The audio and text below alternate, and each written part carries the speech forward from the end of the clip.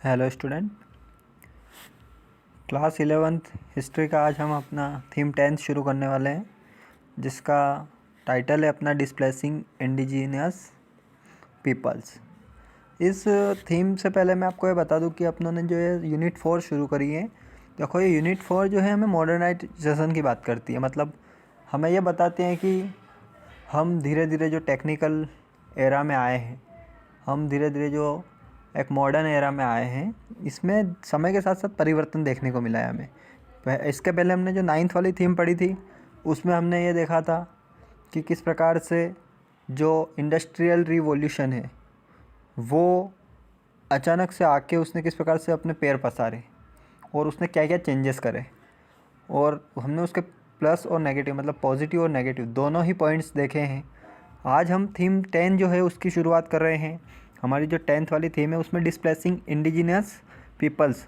It means ये है कि देखो, मॉडर्नाइजेशन की वजह से क्या हुआ कि ये मान लो माइग्रेशंस आपको देखने को मिले, आपको एक स्थान से दूसरे स्थान तक लोग गए, अर्बनाइजेशंस देखने को मिले, या फिर ये कह सकते हैं कि जो यूरोपियन कंट्रियाँ थी या जो यूरोपियन स्टेट थे, जो कि उस समय इसके पहले 9th वाली थीम ने देखा था कि किस प्रकार से डेवलप्ड हुए। क्योंकि डेवलपमेंट के अगर आप मेज़रमेंट करोगे तो उसमें ब्रिटेन से इसकी शुरुआत इन्होंने बताई कि मतलब ब्रिटेन जो है उस समय के हिसाब से अगर आप देखोगे तो द ग्रेट ब्रिटेन जो है उसने काफ़ी रिवोल्यूशनरी डेवलपमेंट करा है, और उसने अपने आप को मतलब एक प्रकार से बाकी दुनिया के ऊपर उसने डोमिनेट करा है। तो उसके डोमिनेशन की वजह से क्या हुआ कि जो यूरोपियन कंट्री या स्टेट्स थे वो धीरे धीरे अफ्रीका हुआ, ऑस्ट्रेलिया हुआ, एशिया हुआ, इधर इन्होंने आते हुए और अपना डोमिनेशन दिखाया। तो जिसकी वजह से क्या हुआ कि वहाँ के जो लोकल पीपल्स थे, जहाँ जहाँ ये गए, तो इन्होंने वहाँ जाते हुए क्या करा, कॉलोनाइज्म शुरू कर दिया। मतलब ये वहाँ जाके बस गए तो वहाँ के जो लोकल पीपल्स थे उनको वो जगह छोड़ के जाना पड़ा, और उनको अपनी जगह के साथ साथ अपने कल्चर के साथ कॉम्प्रोमाइज़ करना पड़ा, अपना कल्चर छोड़ना पड़ा।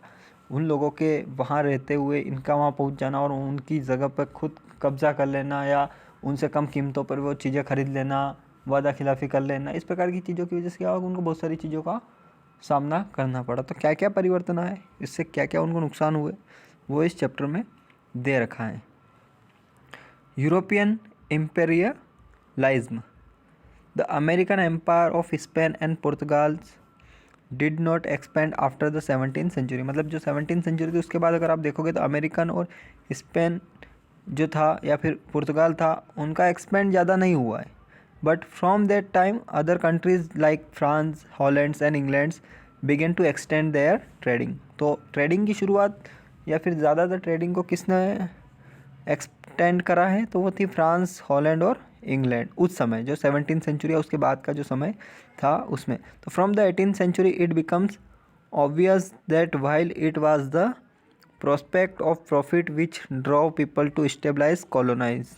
मतलब जो 18th सेंचुरी थी उसकी शुरुआत थी, उसने मतलब लोगों को इस बात पे मजबूर करा है कि अगर उनको ज़्यादा से ज़्यादा प्रॉफिट कमाना है तो उनको कॉलोनाइज्म करना पड़ेगा। कॉलोनाइज्म का मतलब सिंपल सा ये है कि जो यूरोपियन स्टेट थे, यूरोपियन कंट्रियाँ थी, जब वो अपने देश को छोड़ के बाहर की देशों में गए, वहाँ जाके वो बस गए, वहाँ जाके उन्होंने कॉलोनियाँ बना ली, उसको कॉलोनाइज्म कहा है, इन्होंने कॉलोनीज़ कहा है।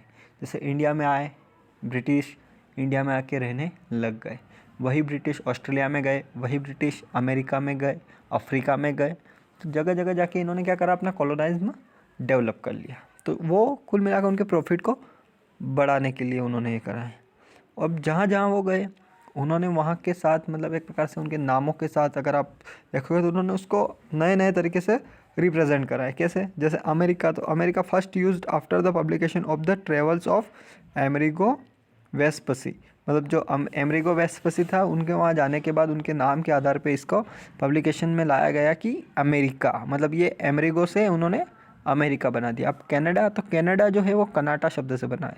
कनाटा मतलब एक विलेज, जो कि एक ह्यूरन आयरोजियस लैंग्वेज जो है, जिसको एक एक्सप्लोरर था जिसका नाम था जैक्स कार्टियर, जिसने 1535 में इस शब्द को सुना था, और उसने कनाटा, कनाटा मतलब एक गांव को बोलते हैं उस शब्द में, उस भाषा में, तो उसके आधार पर उसको कनाडा नाम दिया। ऑस्ट्रेलिया 16th सेंचुरी में इसका नाम रखा गया है, जो कि एक ग्रेट साउथर्न ओशन के अंदर मतलब एक जगह है, मतलब जो ग्रेट साउथर्न ओशन उसके अंदर एक जगह है, उसको उन्होंने ऑस्ट्रेलिया नाम दिया। और ऑस्ट्रेलिया नाम जो है वो ऑस्ट्रल शब्द से बना है, जो कि एक लैटिन भाषा का शब्द है, जिसका मतलब साउथ होता है, मतलब ये बोल सकते हैं कि साउथ के अंदर एक पानी के बीच में एक जगह, तो उसको ऑस्ट्रेलिया का है। न्यूजीलैंड, तो यह नाम जो है वो तस्मान ऑफ हॉलैंड जो थे उन्होंने दिया था, जिसके अंदर उन्होंने क्या करा कि एक आइसलैंड को देखा था 1642 में पानी के अंदर, तो उन्होंने क्या करा कि उसको जी का मतलब होता है डच भाषा में समुद्र, और न्यू का मतलब नया, और लैंड का मतलब भूमि, मतलब समुद्र के बीच में एक नई भूमि उन्होंने जो तलाश करी उसको न्यूजीलैंड शब्द से रिप्रेजेंट कर रहा है। तो ये उनका एक मतलब निकनेम बोल सकते हो, उनका नाम देख सकते हो किस प्रकार से उसको नाम मतलब एक पहचान मिली दुनिया के सामने। अगर आप आगे बात करोगे तो नॉर्थ अमेरिका, तो नॉर्थ अमेरिका कॉन्टिनेंट का इन्होंने बता रखा है कि ये जो है Arctic Circle to the Tropic of Cancer तक फैला है, मतलब आर्कटिक सर्कल से लेकर ट्रॉपिक ऑफ कैंसर तक फैला है। और अगर आप इसको ऐसे देखोगे तो पैसिफिक से लेकर अटलांटिक ओशन तक भी यह फैला है। अब इसके अगर अंदर की बात करोगे तो इसके अंदर आपको Rocky Mountains, great Rocky Mountains मिलेंगे आपको, west of the chains of the Rocky Mountains, deserts of Arizona या नेवाडा, ये सब चीज़ें देखने को मिलेगी। इसके अलावा आपको वहाँ पे बहुत सारे प्लेन्स, ग्रेट लेक्स, वैलीज़, ये सारी चीज़ें देखने को मिलेगी। तो ये मतलब इसके अलावा आप अगर मैक्सिको की बात करोगे या फिर कनाडा की बात करोगे तो वो कवर है, पूरी फुल्ली कवर्ड है फॉरेस्ट से। ऑयल गैस मिनरल्स वहाँ पे पर्याप्त मात्रा में अवेलेबल हैं, चाहे वो यूएसए हो या कनाडा हो। तो इस प्रकार के जो नॉर्थ अमेरिका के जो कंट्रियाँ हैं, स्टेट्स हैं, तो उनके अंदर आपको ये सारी चीज़ें देखने को मिलेगी, मतलब एक सक्षम इस लिहाज से उसको बोल सकते हैं।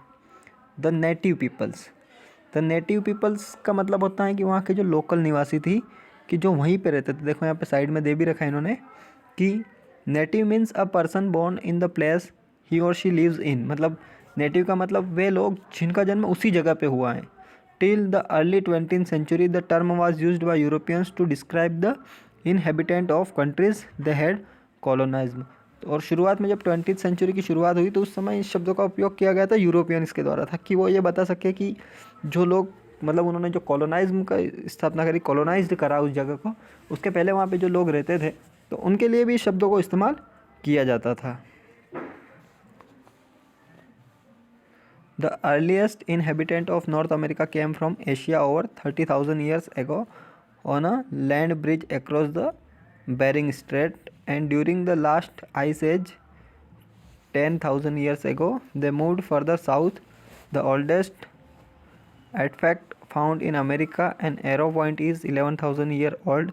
The population started to increase about 5,000 years ago when the climate becomes more stable. At sunset on the day before America, मतलब that is before the Europeans reached there and gave the continent this name, मतलब European जब वहाँ पे गए और उन्होंने इसको ये नाम दिया, उसके पहले इन्होंने बता रखा कि at sunset on the day before America, उसको पहले कहा जाता था। अमेरिका जो नाम उन्होंने दिया है ना उसके पहले, कि diversity lays at every hands, people spoke in more than 100 tongues, मतलब उनका कहना है कि अमेरिका के अंदर हर जगह पे आपको डाइवर्सिटी देखने को मिल रही थी उस समय। कैसे? वहाँ पे लोग कई भाषाएं बोलते थे, जैसे 100 ऑफ टंग्स, मतलब इतनी भाषाएं बोलते थे, जैसे 100 से भी ज़्यादा भाषाएं बोलते थे। They lived bye every possible combination of hunting, fishing, gathering, gardening and farming, मतलब वो रहने के लिए गार्डनिंग करते थे, फार्मिंग करते थे, फिशिंग करते थे, हंटिंग करते थे, गैदरिंग करते थे, इस प्रकार की चीज़ें किया करते थे। The quality of soils and the effort required to open and tend them determined some of their choices to how to live, और वहाँ की जो ज़मीनें थी वहाँ पे जो वो खेती करते थे वो चीज़ें मतलब वो इस प्रकार से डिसाइड करते थे कि वो किस प्रकार से उनके जीवन की जीने के लिए ज़रूरी है।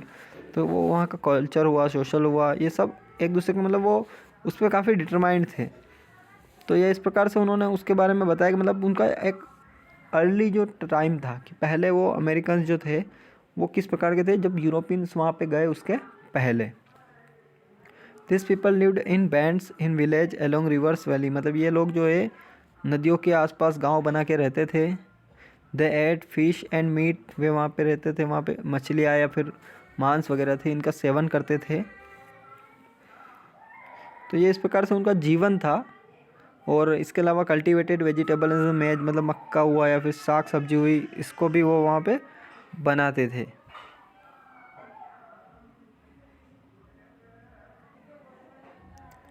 तो ये इस प्रकार से मतलब उनका एक जीवन था कि वहाँ के जो नेटिव पीपल थे वो किस प्रकार से रहते थे। But they only killed as many animals as they needed for food. और ये भी है मतलब कि वो बहुत सारे एनिमल्स का शिकार करते थे। और इसके अलावा हॉर्सेस को राइडिंग करना, ये उनका मतलब जो एक पैशंस मान सकते हो आप, इसको पैशन मान सकते हो। तो ये इस प्रकार की चीज़ें वहाँ पे हुआ करती थी 17th सेंचुरी या उसके आसपास। और वो जानवरों को मतलब इस प्रकार से मारते थे जितना उनको ज़रूरत होती थी खाने के लिए। तो ये इस प्रकार का उनका एक जीवन था, इस प्रकार से उनका जीवन चलता था तब जब मतलब यूरोपियंस उनसे नहीं मिले थे। अब यूरोपियंस उनके साथ मिले तो किस प्रकार का उसके बाद चेंजेस उनको देखने को मिला, ये हम इसके सेकंड पार्ट में इसके बारे में डिस्कस करेंगे। तो आज हम इसके फर्स्ट पार्ट में जो हमने पढ़ा है, आई होप कि आप लोग उसको अच्छे से समझ पाए होंगे। Thank you.